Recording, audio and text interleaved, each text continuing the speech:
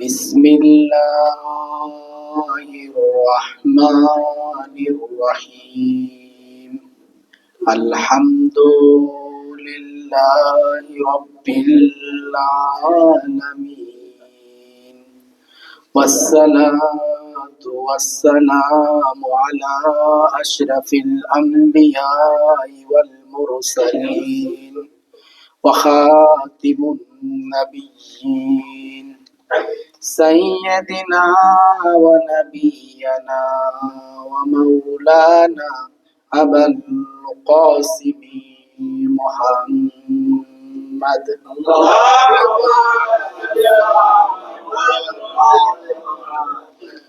وعلى آله الطيبين الطاهرين المعصومين المظلومين ولعنة الله على أعدائهم أجمعين قال الله تبارك وتعالى في قرآن المجيد قل لا أسألكم عليه أجرا إلا المودة في القربى سلامات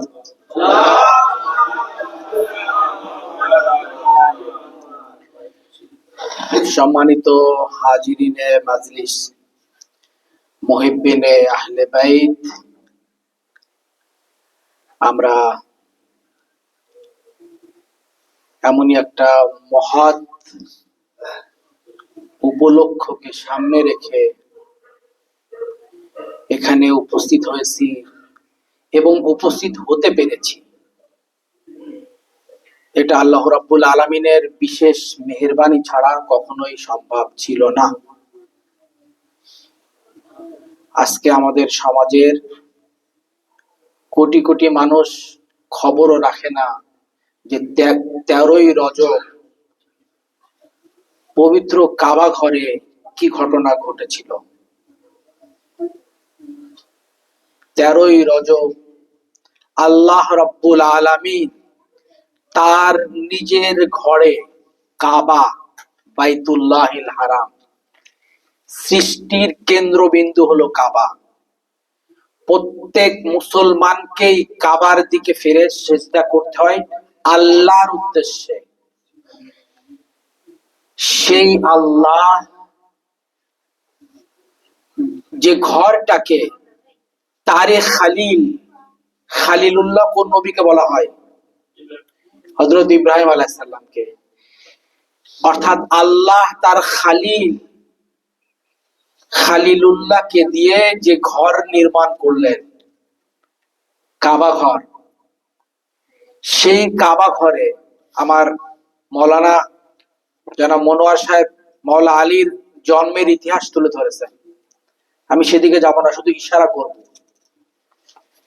সেই কাবা ঘরে আল্লাহ রাব্বুল আলামিন আলীর মা কে ছিলেন? ফাতেমা বিনতে আসাদ। ফাতেমা বিনতে আসাদকে ডেকে নিলেন। ইতিহাসে আমরা আরেকটা নবীকে পাই। যখন সেই নবীর জন্মের মুহূর্ত হয়, নবীর মাকে বলা হয় যে হে মারিয়াম, এই মসজিদ থেকে বের হয়ে যাও। কবে ঘটেছিল? মাওলা আলীর জন্মের বহু বছর আগে। কার জন্মের সময়? হযরত ঈসা আলাইহিস সালামের জন্মের সময়। ঈসা আলাইহিস সালাম যখন হযরত মারিয়ামের পেটে ছিলেন, মারিয়াম কিন্তু কোনো সাধারণ নারী ছিলেন না। আস্তাগফিরুল্লাহ, আল্লাহ রাব্বুল আলামিন মারিয়ামকে মনোনীত করেছিলেন, নির্বাচিত করেছিলেন, এবং মারিয়াম থেকে কোনো বাবা ছাড়াই আল্লাহ তার নবীকে দুনিয়াতে আনলেন। মারিয়ামের গর্ভ থেকে, যে মারিয়ামের গর্ভে আল্লাহর নবী, যখন সেই নবীর জন্মের মুহূর্ত হয়, এতদিন মারিয়াম মসজিদে ছিলেন। যখন জন্মের মুহূর্ত, মারিয়ামকে বললেন বেরিয়ে যাও। আর আমরা এক ওয়াসিয়ে রাসূলুল্লাহকে দেখি, খালিফাতুল্লাহকে দেখি, ইমামুল্লাহকে দেখি, যখন তার জন্মের সময় আসে, তার মা যখন প্রসব বেদনা নিয়ে কাবা ঘর তাওয়াফ করছিলেন, অর্থাৎ কি, অর্থাৎ আমার ইমামের মা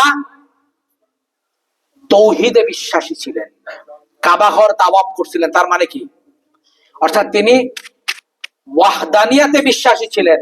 যখন তিনি কাবা ঘর তাওয়াফ করছিলেন, তখন আল্লাহ রাব্বুল আলামিন তার ঘরের দরজা দিয়ে আনলেন না ফাতেমা বিনতে আসাদকে, কাবা ঘরের দেওয়ালকে ফাটিয়ে দিলেন একটা মুজিজার মাধ্যমে।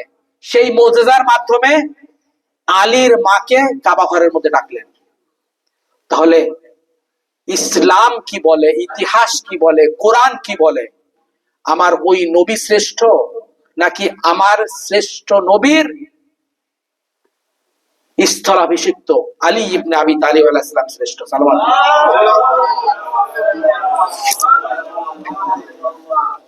সেই আলীর জন্ম দিবস, যে আলীর জন্মের জন্য আল্লাহ রাব্বুল আলামিন নিজের ঘরকে প্রস্তুত করে দিলেন,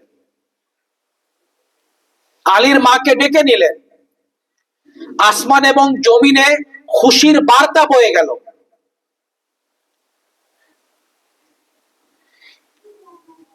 যে আলীর আগমনের অপেক্ষায় আমার নবী ছিলেন, আজকের নবীর উম্মতেরা কি জানে যে সেই আলীর জন্ম কবে?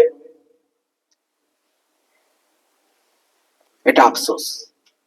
পাশাপাশি আল্লাহর কাছে শুকরের বিষয় হচ্ছে, আল্লাহর কাছে কৃতজ্ঞতার বিষয় হচ্ছে যে আমরা জানি 13ই রজব কোন দিন, আর জানি বলেই আমরা 13ই রজবকে স্মরণ করে মাহফিল করতে পেরেছি, মাহফিলের আয়োজন করতে পেরেছি, মাহফিলে উপস্থিত হতে পেরেছি। সালাওয়াত।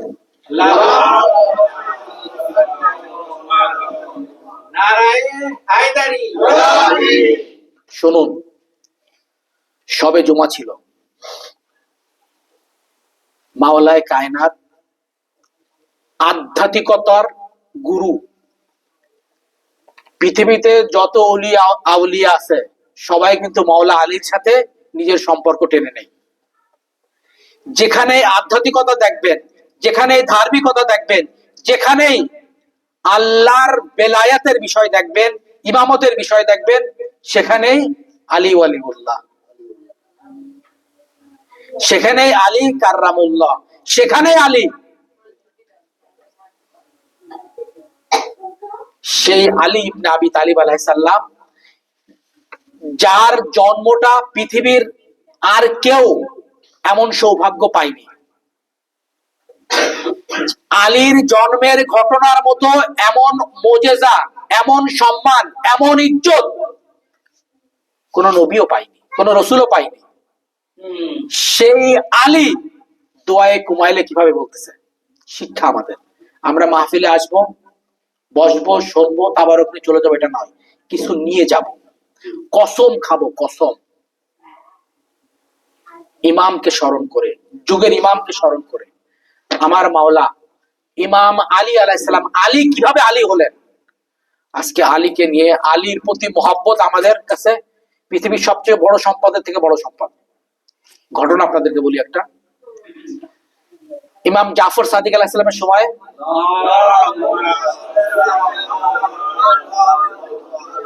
ইমাম জাফর সাদিক আলাইহিস সালাম কত নম্বর ইমাম? ষষ্ঠ ইমাম। কে বললেন? আপনি বললেন। পুরস্কার আছে একটা। সালাওয়াত। ইমাম জাফর সাদিক আলাইহিস সালাম, তার সময়ে তার একজন খাস শাগরেদ ছিলেন। ইমাম সাদিক আলাইহিস সালামের মহব্বতে নিবেদিত প্রাণ একজন খাদেম ছিলেন, যিনি ইমাম জাফর সাদিক ছাড়া কিছু বুঝতেন না। সারাদিন ইমামের পাশে বসে থাকতেন, সকাল হলে ইমামের পাশে, সারাদিন ইমামের পাশে। ইমাম জাফর সাদিক আলাইহিস সালামের স্ত্রী, পর্দার আড়ালে আমার মা বোনেরা আছেন, ইমাম জাফর সাদিক আলাইহিস সালামের স্ত্রী একদিন বিরক্ত হয়ে গেল। একদিন সকালবেলায় তার স্বামীর সাথে ঝগড়া শুরু করে দিল, ঘরে চাল নেই, তেল নেই, কিছু নেই, তুমি যাও, যে বসে থাকো, একটু মানে আমাদের দিকে তোমার কোনো খেয়াল নেই, কি পাও ওখানে, কি আছে ওখানে, কি দেই তোমাকে। কিন্তু মহাব্বত, ইমামের প্রতি মহাব্বত যদি খাস মহাব্বত থাকে তাহলে কিন্তু টেনে নিয়ে যাবে সেখানে। সে স্ত্রীর বকাবকি শুনলো, হজম করে নিয়ে আবার চলে গেল ইমামের মহাব্বত ইমামের কাছে। যখনই সে দরজাতে প্রবেশ করতেছে, শুনুন আমরা কোন ইমামদেরকে অনুসরণ করি। যখনই সে দরজাতে প্রবেশ করতেছে, ইমাম জাফর সাদিক তার নাম ধরে ডেকে বললেন, আসো আমার পাশে বসো। বসায় বললে, যাও একটা গামলা নিয়ে আসো এবং একটা বদনায় পানি নিয়ে আসো। ওই লোকটা বুঝতে পারলো না, আশেপাশে ইমামের আরো অনেক শাগরেদরা বসে আছে, আরো অনেক সাহাবীরা বসে আছে। বললো, ইমাম কোনো বিষয়? বললেন, তুমি যাও একটা গামলা নিয়ে আসো, একটা বদনা নিয়ে আসো। ওই লোকটা গেল, একটা বদনা নিয়ে আসলো, একটা গামলা নিয়ে আসলো। ইমাম জাফর সাদিক ওই যখন সে বদনাটা এবং গামলাটা নিয়ে আসলো, গামলার উপরে নিজের হাতটা দিলেন, দিয়ে বলে, এবার পানি ঢালো। ওই লোকটা যখন পানি ঢালতেছে, ইমাম জাফর সাদিক যখন ওই হাত ধরছে ঘটনা, তখন ওই হাত ধোয়ার সাথে সাথে যে পানিটা নিচে পড়তেছে, ওই পানিটা মণি মুক্তা সোনা দানায় পরিণত হয়ে যাচ্ছে। ইমামের মহাব্বত আমাদেরকে অনেক কিছু দেয়, কিন্তু আমরা দেখতে পাই না। ইনশাআল্লাহ পরকালে দেখবো, হাসরের ময়দানে দেখবো। যখন হাত ধুচ্ছে, পানির ফোঁটা পড়তেছে আর মণি মুক্তা সোনা দানা হয়ে যাচ্ছে, সবাই অবাক, ওই লোক অবাক। তখন ইমাম বললেন, হে অমুক, এই গামলায় যা কিছু আছে নিয়ে যাও। তুমি কেন? তোমার 14 পুরুষও বসে বসে খাবে, কখনো কমবে না। লোকটা কেঁদে দিল, বলল, হে মাওলা, আমার বাড়িতে সকালে যে ঘটনা ঘটেছে আপনি কি করে জানেন? ইমাম বললেন, আমি হলাম তোমার দুনিয়া এবং পরকালের ইমাম, আমি আল্লাহ মনোনীত ইমাম, আমি রসুলের উত্তরসূরি। কিন্তু শুনে নাও, এই সোনা দানা নিয়ে যাও, কিন্তু তোমার অন্তরে যে মহাব্বত আছে, আমার হুব্বে আহলে বাইত যেটা আছে, সেটা আমাকে দিয়ে যাও। ওই লোক ইমামের পায়ে জড়িয়ে ধরে বলল, হে মাওলা, যে মহাব্বত আমার অন্তরে আল্লাহ দিয়েছে, এই মহাব্বতকে আমি পৃথিবীর কোন সম্পদের মাধ্যমে বিনিময় করতে পারি না। মহাব্বত এমনই হওয়া উচিত। একদিনের রিজিক নষ্ট হবে, একদিনের টাকা নষ্ট হবে, 2 টাকা নষ্ট হবে, এই জন্য আমরা আহলে বাইতের মহাব্বত থেকে দূরে সরে যাব, এর চেয়ে হতভাগা আর কেউ নেই। আহলে বাইতের জন্য 2 টাকা খরচ করতে আমাদের মন কাঁপবে, এর চেয়ে হতভাগা আর কেউ নেই। সালাওয়াত।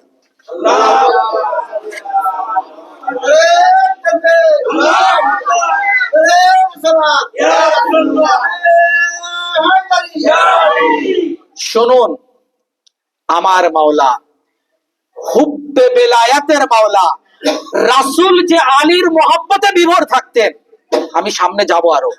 স্বয়ং আল্লাহ রাব্বুল আলামিন যে আলীর মহব্বত প্রকাশ করতেন, সেই আলী কিভাবে আল্লাহর কাছে দোয়ায়ে কুমাইলের মাধ্যমে আল্লাহর কাছে দোয়া চেয়েছেন, শিক্ষা আমাদের এখানে। আমার মাওলা যখন এভাবে আল্লাহর কাছে দোয়া চাচ্ছে, আমরা একটু আগে পড়লাম দোয়াটা, দোয়ার মধ্যে 2টা অংশ আমি তুলে ধরি। আল্লাহুম্মা গফির লিয়ায যুনুবাল্লাতী তুগায়্যিরুন নিআম।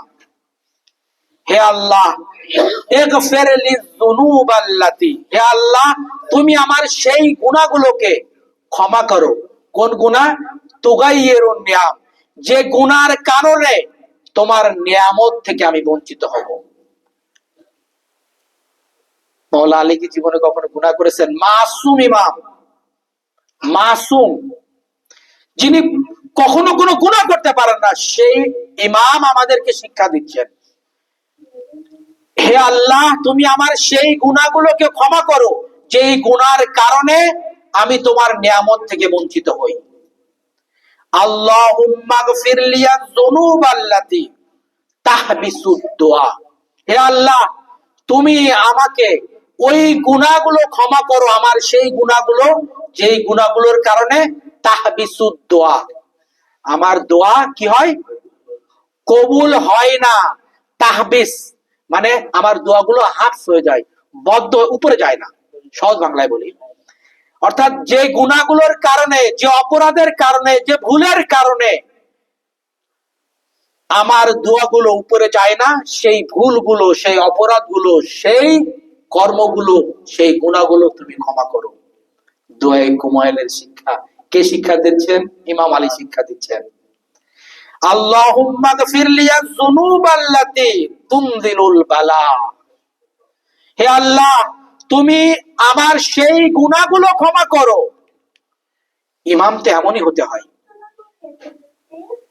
তুমি আমার সেই গুনাহগুলো ক্ষমা করো যেই গুনাহগুলোর কারণে তুনজিলুল বালা, মানে কি বালা নাজিল হয়, যেই গুনাহগুলোর কারণে এই আসমানি বালা, জমিনি বালা, এই ভূমিকম্প, আসমানি বালা, বালা মুসিবত যেগুলো আসমান এবং জমিন থেকে আসে, কিসের কারণে আসে? আমাদের ভুলের কারণে আসে। হে আল্লাহ, তুমি সেই ভুলগুলো, সেই গুনাহগুলো, সেই অপরাধগুলো ক্ষমা করে দাও। সালাওয়াত।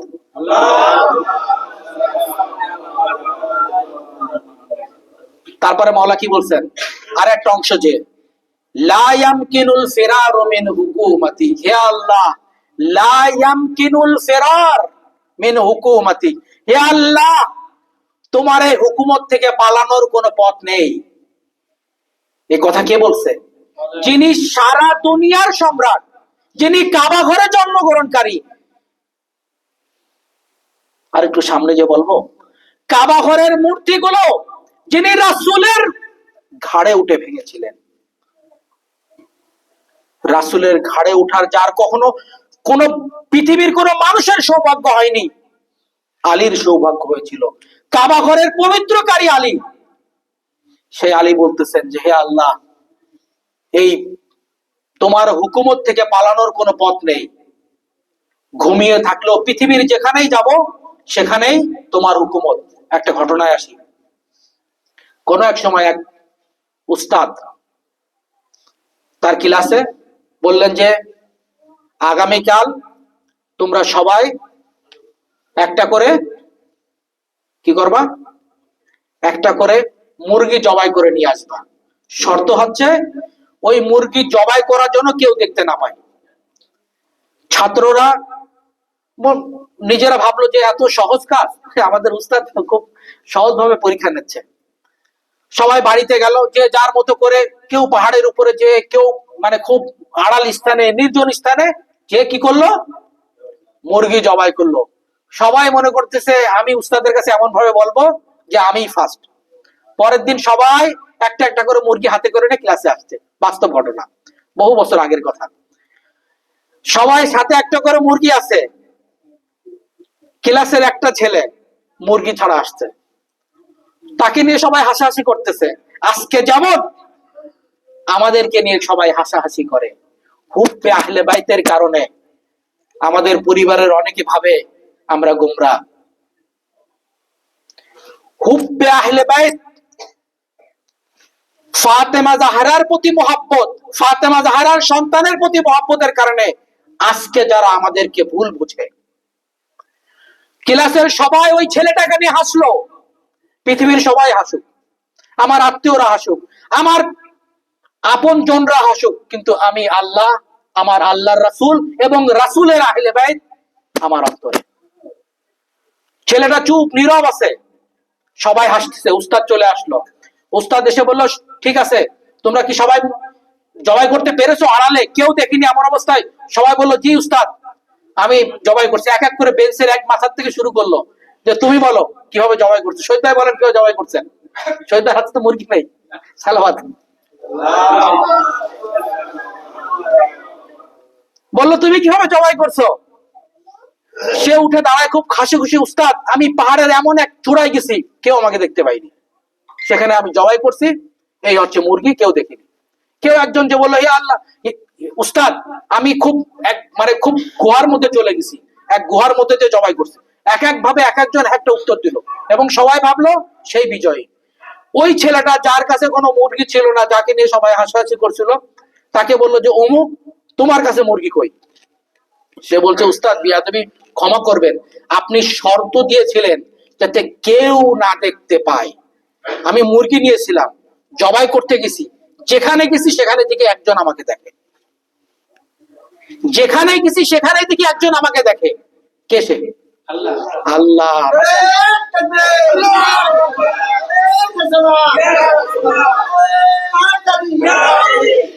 যেখানে আমি গিয়েছি সেখানে আমি দেখেছি একজন আমাকে দেখে। ক্লাসের সবাই যাকে নিয়ে হাসছিল, এখন সে সবাইকে নিয়ে হাসতেছে। উস্তাদ তাকে দেখে জড়িয়ে ধরে বললেন, হ্যাঁ আমি এটাই চেয়েছিলাম, তোমরা বোঝো যে পৃথিবীতে একজন আছেন যিনি আমাদেরকে দেখছেন। ইনশাআল্লাহ কিয়ামতের দিন আজ যারা আমাদেরকে নিয়ে আসে, আমাদের হুসাইন শুনে যারা আমাদের অন্তর কাঁপে, যাদের অন্তর কাঁপে না, হাসরের ময়দানে আল্লাহ তাদেরকে ক্ষমা করুক আশা করি, কিন্তু আমরা সেদিন হাসরের ময়দানে বিবি ফাতেমা জাহরার সামনে আমরা বলতে পারবো, হে ফাতেমা জাহরা, আপনি যে সন্তানের জন্য কেঁদেছেন, আমরাও সেই সন্তানের জন্য কেঁদেছি। সালাওয়াত।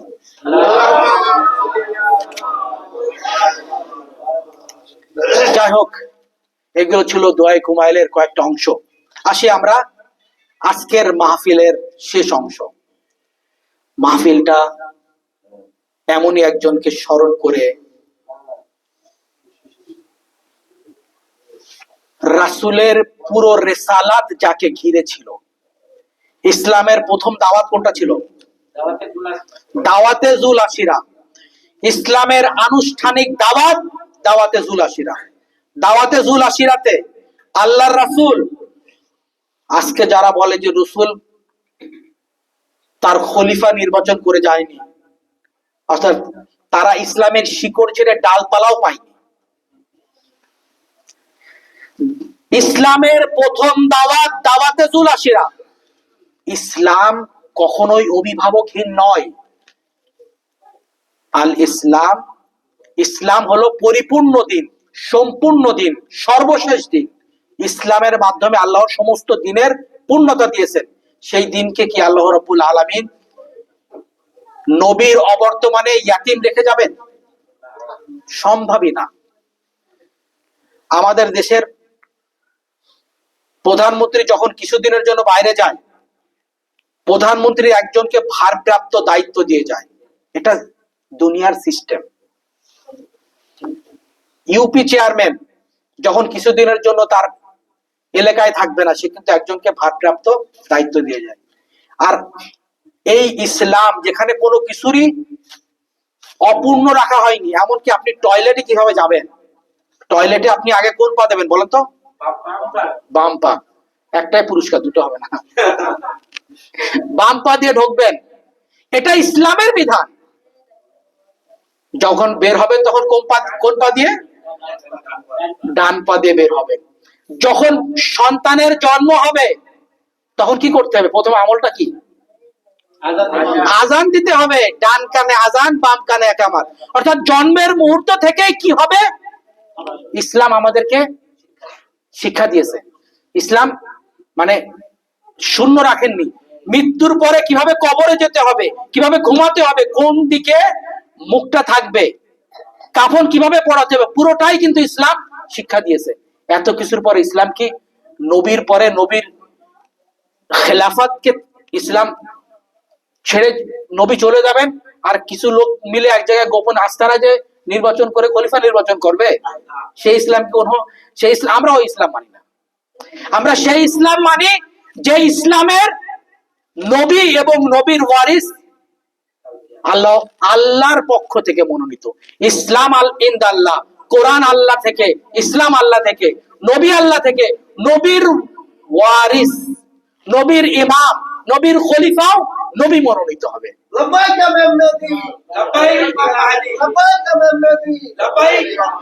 শহীদ ভাই আরেকটা কথা স্মরণ করে দিল, আমরা সেই ইসলামকে মানি যে ইসলাম কখনোই অভিভাবকহীন হয় না, যে ইসলাম কখনোই হুজ্জাতহীন হয় না। আজকের যদি কাউকে জিজ্ঞাসা করা হয়, ইয়াউমা নাদু কুল্লা উনাসিন বিইমামিহিম, কোরআনের আয়াত, সূরা হুদের আয়াত, সূরা বনী ইসরাইল ৭১ নম্বর আয়াত। কি বলা হচ্ছে? যে প্রত্যেক জাতিকেই তার ইমামের সাথে ডাকা হবে। আমার প্রতিবেশীকে যদি জিজ্ঞেস করি আপনার ইমামকে, ওই মহল্লার ওই ইমাম, যে ইমাম নিজেই জান্নাতে যাবে কিনা তার কোনো ঠিকানা নেই। আমরা সেই ইমামকে মানি যে ইমাম নিজেও জান্নাতবাসী এবং অন্যদেরকে জান্নাতে নিয়ে যাওয়ার সক্ষমতা রাখেন। সালমান,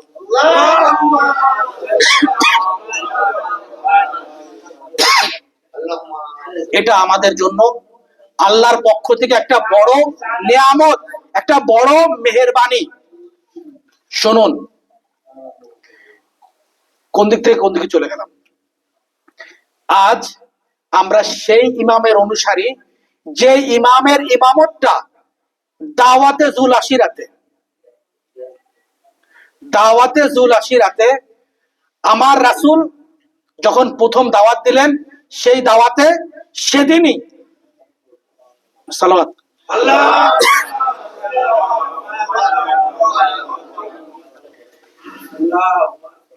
সেদিনই আল্লাহর রাসূল ইসলামের রোডম্যাপ, রোডম্যাপ মানে কি, ইসলাম কোন দিকে যাবে, ইসলামের নকশা, আমাদের দিক নির্দেশনা। আমাদের পিয়াস ভাই, তিতাস ভাইরা যখন বাড়ি করছে, বাড়ি করার আগে প্ল্যান করেননি? প্ল্যান ছাড়া পরিপূর্ণ কোনো বাড়ি হয় না, প্ল্যান ছাড়া কোনো রোড হয় না। ইসলাম কি প্ল্যানহীন ইসলাম? না। যে ইসলামের জন্য আল্লাহ রাব্বুল আলামিন এত নবীদেরকে পাঠাইছেন ইসলামের জন্য এবং মানুষদেরকে ইসলামের দিকে আসার জন্য, এবং নবীর মাধ্যমে সেই নবুয়তকে পরিসমাপ্তি দিয়েছেন। আল্লাহর নবী সেই প্রথম থেকেই আজকের যার উদ্দেশ্যে এই মাহফিল, সেই ইমামকে পরিচয় করিয়েছেন। গাদির রকমে, গাদির রকমে কি বাক্যের মাধ্যমে পরিচয় করা ছিল? আমার ডাক্তার সাহেব বললেন, মান কুনতু মাওলা ফাহাদা আলিয়ুন মাওলা। কোন সাহাবী সম্পর্কে বলেছে এই কথা? আমরা কোন সাহাবীকে অস্বীকার করতেছি না, কিন্তু আমরা আমার রাসূল যাকে পরিচয় করিয়ে দিয়েছেন আমরা তাকে আগে ধরবো। রাসূল যাকে এমন ভাবে ধরলেন, রাসূল আড়াল হয়ে গেলেন। যান ইতিহাস দেখুন, সিরা নবী দেখেন, সিয়াসিকটা দেখেন, ইসলামের প্রথম সারির তারিখে তাবারি দেখেন। গাদিরে খুমের ঘটনায় রাসূল যখন আলীকে ধরলেন, এমন ভাবে ধরলেন, এবং যখন মানকুন্তু ফাহাজা আলিউন মাওলা যখন বললেন, মানকুন্তু, যেমন ভাবে আমার চেহারাটা এখন এই ক্যামেরা থেকে আলাদা হয়ে গেল, কিভাবে সামনে আসলো, আলীর চেহারা আসলো লক্ষাধিক হাজির সামনে। মানকুন্তু মাওলা ফাহাজা আলিউন মাওলা, রাসূল অর্থাৎ বলে গেলেন আমি চলে যাই, আমি আলীকে রেখে গেলাম। আমরা তো আলীকে রাসূল থেকে পেয়েছি, আমরা তো আলীকে যেভাবে রাসূল আলীকে মানতে বলেছেন আমরা সেভাবে মানছি। শুধু এতটুকুই রাসূল বলেননি, এরপরে আলীকে নিয়ে রাসূল একটা দোয়া করেন, যা পৃথিবীর কোন সাহাবী তো দূরের কথা, কোন নবীর জন্য করা হয়নি। কি দোয়া করলেন? আল্লাহুম্মা ওয়ালা মান ওয়ালা মান কুনতু মাওলা ফাহাজা আলিউন মাওলা বলার পরে কিছু নিয়ে যাই আমরা। কি বললেন রাসূল? যারা আলীকে ভালোবাসেন, আলীকে সামনে নিয়ে আল্লাহুম্মা, না, এখানে রাসূল দোয়া করলেন আল্লাহুম্মা, অর্থাৎ হে আল্লাহ, হে রব্বুল আলামিন, আল্লাহুম্মা ওয়ালা মান ওয়ালা, হে আল্লাহ যারা এই আলীকে মাওলা মনে করে, যারা এই আলীকে মান্য করে, ওয়ালা মান ওয়ালা, হে আল্লাহ যারা এই আলীকে মান্য করে, যারা এই আলীকে ভালোবাসে, তুমি তাদেরকে ভালোবাসো। শুধু ভালোবাসার কথাই বলেননি, শত্রুতার কথাও বলেছেন। ওয়ামান আদা আদাহু, যারা আলীর প্রতি শত্রুতা পোষণ করে, আদাহু, তাদেরকে তুমি কি বলবো, তাদের প্রতি তুমি শত্রুতা পোষণ, তাদের প্রতি বলার সাহস আমার নেই যে রাসূল এই কথা বলে গেছেন। রাসূল এই কথা বলে গেছেন যে যারা আলীর সাথে শত্রুতা করে তুমি তাদের সাথে শত্রুতা করো, সে সাহাবী হোক না কেন, সে যাই হোক। যদি কেউ আলীর সাথে যুদ্ধ, সিফিন যুদ্ধ করেছে, যদি কেউ জঙ্গে জামালে আলীর সাথে যুদ্ধ করেছে, রাসূলের এই দোয়া অনুযায়ী তারা আল্লাহর শত্রু। ওয়ানসুর মান নাসারা, এবং তুমি তাদেরকে সাহায্য করো যারা আলীকে সাহায্য করে। আজকের আলীর স্মরণে এই মজলিস কি আলীকে এক ধরনের সাহায্য নয়? আলীর স্মরণ মানে কি? মানে তো আলীর পাশে থাকা, মানে তো জিক্রুন আলিয়ুন ইবাদা। এই কথাটা কার? রাসূলুল্লাহ। পুরস্কারটা পেয়ে গেছে রাসূলুল্লাহর কথা। সহজ কথা নাই। আমাদের পার্থ ভাই হাসলো, কিন্তু এই রাসূল কি বললেন? জিক্রুন আলিয়ুন ইবাদা। কোন মানুষের জিক্র কি ইবাদত হতে পারে? হতে পারে? আলীকে আমরা কম নিয়েছি, আলীকে চিনতে পারিনি। আফসোস, অধিকাংশ মুসলমানরা আজ আলী থেকে বঞ্চিত। জিক্রুন আলিয়ুন ইবাদা, অর্থাৎ আমরা এই নামাজের পর থেকে যা কিছু আলীকে নিয়ে বলতেছি ইবাদত। আমার রাসূল বলেছেন কোন মানুষের কি স্মরণ করলে ইবাদত হতে পারে? যদি রাসূল বলে থাকেন, মাওলানা সাহেব বলেছিলেন ওয়ামা ইয়ানতিকু আনিল হাওয়া ইন হুয়া ইল্লা ওয়াহয়ু ইউহা। এর অর্থ কি? সালাওয়াত পড়ি একবার। অর্থাৎ আল্লাহর রাসূল যা কিছু বলেন আল্লাহর নির্দেশেই বলেন। তাহলে রাসূল যদি বলেন জিক্রুন আলিয়ুন ইবাদা, অর্থাৎ আলীর জিক্র হলো ইবাদত, আলীর জিক্র হলো ইবাদত, তাহলে এটা কোন সাহাবীর সম্পর্কে বলেছেন রাসূল? কেন আমরা ঘোরাফেরা করি? কেন প্রথম দ্বিতীয় তৃতীয় অমুক তমুক নিয়ে আমাদের নিয়ে? আলীর কাছে আসলেই সব কিছু পাওয়া যায়। আমি কাউকে ছাড়তে বলতেছি না, আবার কাউকে ধরতেও বলবো না। যদি ছাড়েন আপনাদের বিষয়, ধরলো আপনাদের বিষয়, কিন্তু রাসূল বললেন কাকে ধরতে, রাসূল কাকে সামনে আনলেন, রাসূল কাকে সাহায্য করতে বললেন, রাসূল কাকে ভালোবাসতে বললেন? শুধু ভালোবাসতে বলেননি, বলছেন যে যে হে আল্লাহ, যে আলীকে ভালোবাসে তুমি তাকে ভালোবাসো, যে আলীকে মান্য করে তুমি তার প্রতি রহমত করো, যে আলীকে সাহায্য করে তুমি তার প্রতি সাহায্য করো, যে আলীর সাথে শত্রুতা করে, যদি যদি কোনো সাহাবী করে তাহলে কি বলবো? শেষে একটা কথা বলে ওয়াখযুল মান খাযালা, যদি কেউ আলীকে লাঞ্ছিত করে তুমি তাকে লাঞ্ছিত করো। আপনারা জানেন রাসূলের ওফাতের পর ৭০,০০০ মেম্বার থেকে আলীকে গালিগালাজ করা হতো।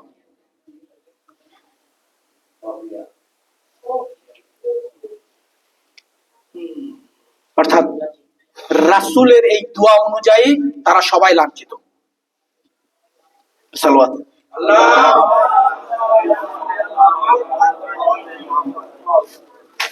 রাসূল যখন মান কুনতু মাওলা ফাহাযা আলিউন মাওলা, এবং এই দোয়ার মাধ্যমে আলীকে তার পরবর্তী খলিফা, কারা বলে যে রাসূল খলিফা নির্বাচন করে যাননি? দাওয়াতে জুল আশিরটা নির্বাচন করে গেছেন। প্রত্যেকটা যুদ্ধে আলীকে যুদ্ধের পতাকা দিয়ে, ইনশাআল্লাহ আগামীকাল যদি সুযোগ হয় বলবো, আলীকে সামনে এনে আলীর হাতে কখনো তরবারি দিয়ে, কখনো পাগড়ি দিয়ে, কখনো ইসলামের পতাকা দিয়ে খাইবারের যুদ্ধকে, খন্দকের যুদ্ধকে, প্রত্যেকটা যুদ্ধেই আলীকে সামনে এনেছেন এবং আলীকে আলীর মাধ্যমে বিজয় এনে দিয়ে বুঝিয়ে দিয়েছেন যে তার পরের ইসলামের কান্ডারি কে। সালাওয়াত।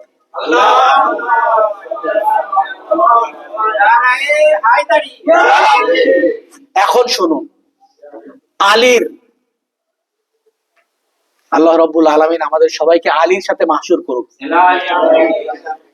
আলী ইবনে আবি তালিবের এই বেলায়েত ঘোষণার পর, ইমামত ঘোষণার পর আল্লাহর নির্দেশ ছিল কিন্তু এটা গাদি রকমের ঘটনা, আল্লাহর আরেক নির্দেশে বাল্লিক, হে আমার রাসূল বাল্লিক, তুমি পৌঁছে দাও যা তোমার প্রতি নাজিল করা হয়েছে, তোমাকে যে আদেশ দেওয়া হয়েছে সেটাকে তুমি পৌঁছে দাও। পৌঁছে দিলেন রাসূল। কি পৌঁছে দিলেন? কি বলে? মান কুনতু মাওলা ফাহাযা আলিউন মাওলা। এর পরে কোন আয়াত আসে কোরআনের? আলাইসা আল ইয়াউম বিসাল্লাযীনা কাফারু মিন দীনিকুম। বড় রহস্য এখানে। আল ইয়াউম বিসাল্লাযীনা কাফারু মিন দীনিকুম, অর্থাৎ আজকের দিনে, আল ইয়াউম না, এটা পরে আসতেছে। এটা কোন আয়াত? সূরা মায়েদার 3 নম্বর আয়াত। কি বলা হচ্ছে? আল ইয়াউম ইয়াইসাল লাযিনা কাফারু মিন দীনিকুম। ইয়াইস মানে কি? নিরাশ, হতাশ, নিরাশ। আজকের এই দিনে আমি কাদেরকে হতাশ করলাম? কাফেরদেরকে। অর্থাৎ মাওলা আলীর বেলায়েতের মাধ্যমে কাফিরদেরকে, মুশরিকদেরকে, বেদিনদেরকে হতাশ করেছেন। এখন যদি কেউ আলীর বেলায়েতে হতাশ হয়, তার জন্য দায়ী কিন্তু আমরা না। আমার কোরআন বলছে, এই আয়াতটা আপনার তাফসীর দেখবেন, আয়াতের তাফসীর, এই আলীর বেলায়েত ঘোষণার পর, আলীর মাওলা ঘোষণার পর, সেখানে আল্লাহ রাব্বুল আলামিন ঘোষণা করে দিচ্ছে যে আজকের দিনে কাফিররা, বেদিনরা, মুশরিকরা হতাশ হয়ে গেল, নিরাশ হয়ে গেল। এখন আলীর ইমামতের কারণে যদি কেউ হতাশ হয়, এর জন্য দায়ী কিন্তু আমরা নয়। এরপরে চলে আসি তিতাস ভাই যেটা বলছিল, এটা আরেকটা উপর লেভেলের কথা। আলীর বেলায়েতের মাধ্যমে আল্লাহ কি কি করলেন? রাসূল তো নিজেকে আড়াল করলেন, আর আল্লাহ কি করলেন আলীর বেলায়েতের মাধ্যমে? আল ইয়াউম আকমালতু লাকুম দীনুকুম। আজকের দিনে আল ইয়াউম আকমালতু লাকুম দীনুকুম, আমি তোমাদের দ্বীনকে পরিপূর্ণ করলাম। অর্থাৎ স্বয়ং আল্লাহ রাব্বুল আলামিন এবং রাসূল অপেক্ষায় ছিলেন যে আলীর বেলায়েতের ঘোষণা দিবেন, দ্বীনের পূর্ণতা লাভ করবে। সালাওয়াত। তাহলে আজ যারাই আলীর বেলায়েত ছাড়া আছে, তারা কি আকমালতু লাকুম দীনুকুমের মধ্যে আছে? পরিপূর্ণ দ্বীনের মধ্যে নেই। দ্বীনের মধ্যে আছে, কিন্তু কামেল দ্বীনের মধ্যে তারা নেই। ঈমানের সাথে তারা আছে, আল্লাহকে বিশ্বাস করতেছে, কোরআনে বিশ্বাস করতেছে, নামাজ পড়তেছে, সবকিছুই কবুল, কিন্তু বেলায়াত, ইমামাত, যে ইমামতের কারণে, যে বেলায়েতের কারণে আল্লাহ রাব্বুল আলামিন কি বললেন? আল ইয়াউম আকমালতু লাকুম দীনুকুম। এটাও কিন্তু সূরা মায়েদার আয়াত। আজ আমি তোমাদের এই দিনকে পরিপূর্ণতা দান করলাম। শুধু এতটুকুই নয়, আরেকটু উপর উঠে গেলেন আল্লাহ রাব্বুল আলামিন। আল্লাহ রাব্বুল আলামিন উপরে উঠলেন না, অর্থাৎ আরো উপরের লেভেলের কথা বললেন। কি বললেন? ওয়া আতমামতু আলাইকুম নি'মাতি। অর্থাৎ কি? এবং আমি তোমাদের প্রতি আমার নিয়ামতকে পূর্ণতা দিলাম। অর্থাৎ ইমাম আলীর ইমামতের ঘোষণার মাধ্যমে, ইমাম আলীর মাওলা ঘোষণার মাধ্যমে, গাদিরে খুমের এই বেলায়েত ঘোষণার মাধ্যমে আল্লাহ রাব্বুল আলামিন তার নিয়ামতকে পরিপূর্ণতা দান করলেন। ভাইয়েরা, মায়েরা, বোনেরা, মুরব্বীরা, আমরা কোন নিয়ামত নিয়ে আসি? যে বেলায়েতের কারণে, যে ইমামতের কারণে, যে মাওলা আলীর কারণে আল্লাহ রাব্বুল আলামিন তার নিয়ামতকে পরিপূর্ণতা দিলেন। দুঃখ হয় তাদের জন্য যারা আজ মাওলা আলীর ইমামতকে জানতে পারেনি, জানেও না, বুঝেও না, এই কদর বুঝতেও পারেনি। শুধু তাই নয়, আরো দেখুন আয়াতের শেষ কি বলছেন? ওয়া রাদিতু লাকুমুল ইসলাম দীনা। এবং আজকের এই দিনে রাসূলের এই ঘোষণার মাধ্যমে, রাদিতু মানে কি? আমি রাজি হলাম, আমি সন্তুষ্ট হলাম। ইসলামের উপর রাজি।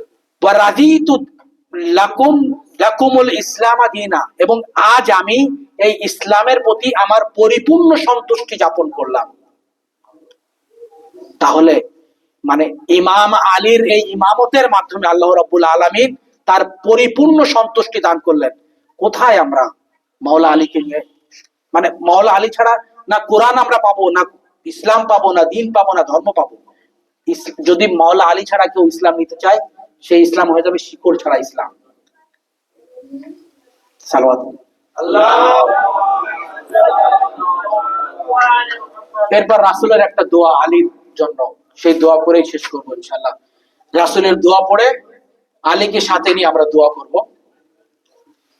এই ঘটনাতেই, গাদির রকমের ঘটনাতেই রাসূলুল্লাহ সাল্লাল্লাহু আলাইহি ওয়াসাল্লাম আলীকে নিয়ে বললেন, আলী মাল হক ওয়াল হক মাল আলী। একবার আলহামদুলিল্লাহ বলি যে আমরা আলীর সাথে আছি।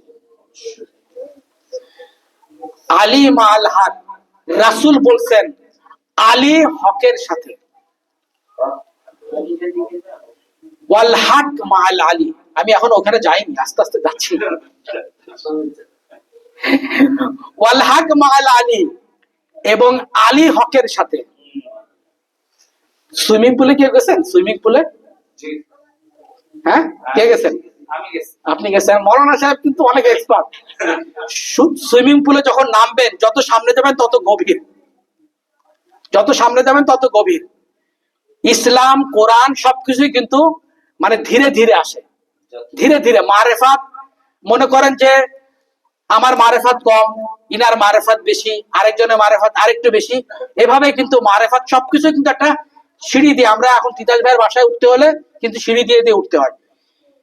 এই যে আমরা এখন যে বললাম যে কাদের রকমের ঘটনাটা, কিভাবে কিভাবে রাসূল সাল্লাল্লাহু আলাইহি ওয়াসাল্লাম আলীকে পরিচয় করাচ্ছেন। স্বয়ং আল্লাহ রাব্বুল আলামিন কিভাবে বলতেছেন, আজকে আমি তোমাদের দিনকে পূর্ণ করলাম, আজকে আমি তোমাদের নিয়ামতকে পূর্ণ দান করলাম। শেষে কি বলতেছেন? আজকে আমি ইসলামের প্রতি পরিপূর্ণ সন্তুষ্টি যাপন করলাম, অর্থাৎ শেষ, ইসলামের প্রতি আমি রাজি খুশি। ইসলামের প্রতি রাজি খুশি মানে যদি কেউ ইসলামের সাথে, ইসলামের নবী এবং নবীর বেলায়াতকে নিয়ে থাকে, সেই ইসলামের প্রতি আল্লাহ রাব্বুল আলামিন সন্তুষ্ট। আল্লাহর কাছে আমাদের শুকর যে আল্লাহ আমরা সেই ইসলামকে ধরতে পেরেছি, চিনতে পেরেছি, জানতে পেরেছি। শুনুন, ওয়াল হক মাল আলী, এবং আলী হকের সাথে। বিষয়টা কেমন হলো? আলী হকের সাথে, হক আলীর সাথে, একে অপরের সাথে। ওয়ালান ইয়াফতারিক হাত্তা ইয়ারদা আলাল হাউজ ইয়াউমাল কিয়ামা, এবং এই হক এবং আলী কখনোই একে অপর থেকে বিচ্ছিন্ন হবে না। কতদিন পর্যন্ত? হাউজে কাউসার পর্যন্ত। কোথাও এসে রাসূল সাল্লাল্লাহু আলাইহি ওয়াসাল্লাম এভাবে দোয়া করেন, হে আল্লাহ তুমি হককে সেদিকে ঘুরিয়ে দাও হাইসু, যেদিকে আলী ঘুরে যায়। অর্থাৎ হক আলীর পদঙ্ক অনুসরণ করে, যেদিকে আলী যায় সেদিকে হক যায়। আর আলী তো হকের কেন্দ্রবিন্দু। আলীর জন্ম তো কাবাতে। আলীর শাহাদাত কোথায়? কোন মসজিদে? কুফার মসজিদে। কোন অবস্থাতে? শেষদা অবস্থাতে। শুনে নেবেন, শুনে নেবেন, নিয়ে যান আজকে। কোন সাহাবীর জীবনে এমন পাবেন যে জন্ম হলো কাবায়, জীবন হলো পবিত্র, জীবনের ছায়া হলো রসুলের ছায়াতে তিনি বড় হলেন, রসুলের মুখ থেকে খাওয়া এনে তাকে খাওয়াতেন, রসুলের বিছানায় তাকে ঘুমাতেন। শেষ জীবনে এসে আল্লাহর মসজিদে, মসজিদে কুফাতে সেজদারত অবস্থায় নামাজের সবচেয়ে চূড়ান্ত যে মুহূর্ত, সেটা হচ্ছে সেজদার মুহূর্ত। সবচেয়ে চূড়ান্ত ইরফানি, সবচেয়ে চূড়ান্ত আধ্যাত্মিক মুহূর্ত হচ্ছে সেজদার মুহূর্ত। সেই সেজদার মুহূর্তে আলীর শাহাদাত। সে সময় আলী একটা কথা বলেছিলেন, কি বলেছিলেন? ফুস্তু ওয়া রাব্বিল কাবা, আজকে আলী কামিয়াব, আজকে আলী কামিয়াব। আমরা সেই আলীকে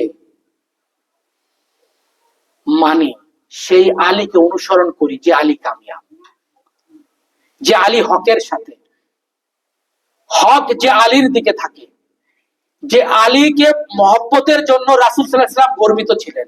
আমরা সেই আলীকে বিশ্বাস করি, সেই আলীকে মানি, সেই আলীর পদঙ্ক অনুসরণ করি ইনশাআল্লাহ। এবং এটাই চাই হাসরের ময়দানে, কবরে যখন আমাদের প্রথম রাত হবে, আলীর পরশে যেন আমাদের কবর যেন নূরান্বিত হয়। সালাওয়াত। আল্লাহুম্মা সাল্লি আলা মুহাম্মাদ ওয়া আলি মুহাম্মাদ।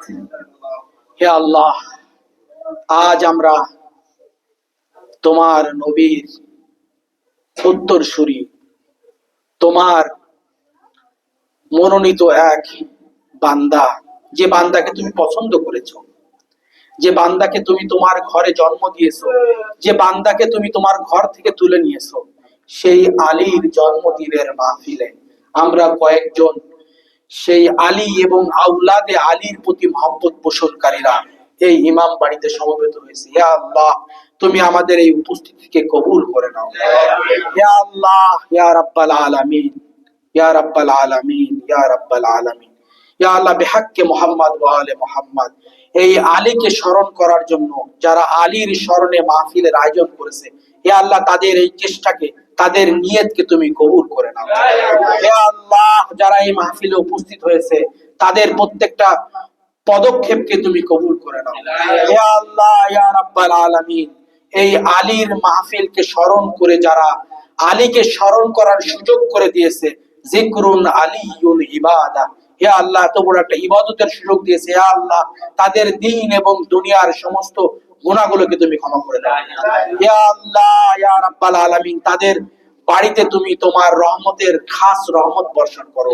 তাদের সন্তানাদির মধ্যে তুমি রাসূল এবং রাসূলের আহলে বাইতের মহব্বতকে জারি রাখো।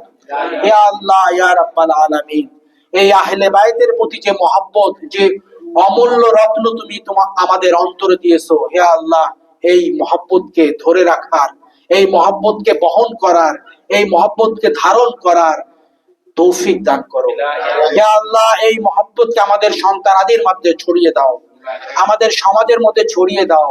হে আল্লাহ, কখনোই যেন আমরা আহলে বাইতের মহব্বত থেকে পিছপা হই না।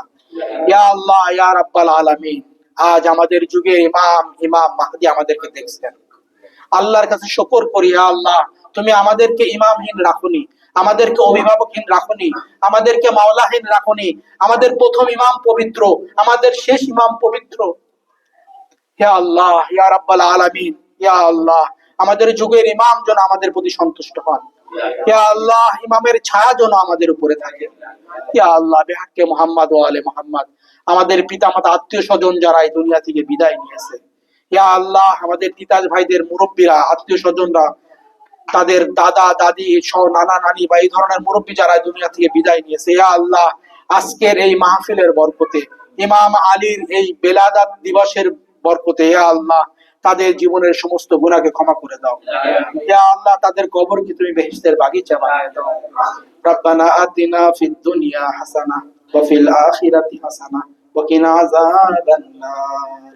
রব্বানা ফাগফির লানা যুনুবানা ওয়া কাফফির আন্না সাইয়্যাতিনা ওয়া তাওয়াফফানা মা'আল আবরার। রব্বানা লা তুযিগ কুলুবানা বা'দা ইয হাদাইতানা ওয়া হাব লানা মিন লাদুনকা রাহমাহ। আল্লাহুম্মা ইজআল মাহইয়ায়া মাহইয়া মুহাম্মাদিন ওয়া আলি মুহাম্মাদ ওয়া মামাতি মামাতা মুহাম্মাদিন ওয়া আলি মুহাম্মাদ। اللهم صل على محمد وآل محمد وعجل فرجهم.